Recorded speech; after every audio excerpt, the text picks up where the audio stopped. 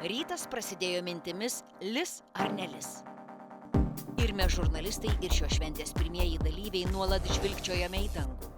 Nerimo neslėpė ir šios šventės organizatoriai. Sveiki, tai aš esu Kęstutis Dabkevičius, UAB Kertušas vadovas. Šiandien mes labai ruošiamės dideliam renginiui. Norim pristatyti visus įmanomus kemperių modelius. Tai yra nuo vano, integruoto, pusiau integruoto ir su alkova.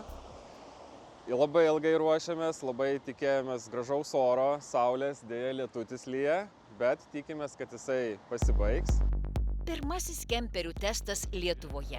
Toks renginys buvo surengtas Vilniuje, kuriame žurnalistai ir visuomenė galėjo išbandyti pačius naujausius kemperius. Jų kaina nuo 50 000 iki 850 000 eurų.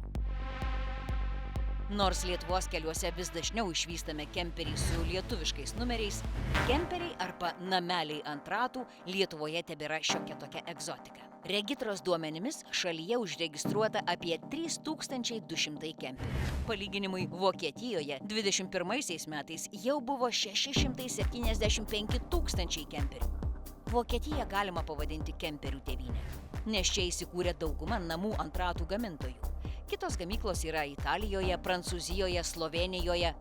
O gal bus įdomu išgirsti, kad masinė kemperių gamyba prasidėjo 1970–75. Šventės svečiams buvo siūloma išbandyti šiuos namus ant ratų.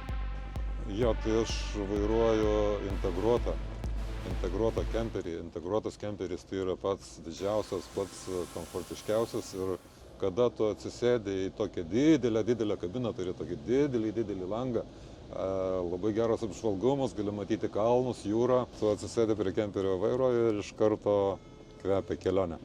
O mums susirinkusiems kompanijos puikūs kemperiai kieme jau kvepia švente ir skaniomis vaišėmis. Kaip sekėsi, ką išgirdome šios šventės spaudos konferencijos metu ir kaip iš tiesų atrodo kemperis, į kurio bagažinę gali tilpti lengvasis automobilis. Pamatysime antrojoje šio pasakojimo dalyje. Laukite tęsinio, tik dar paatvirausim.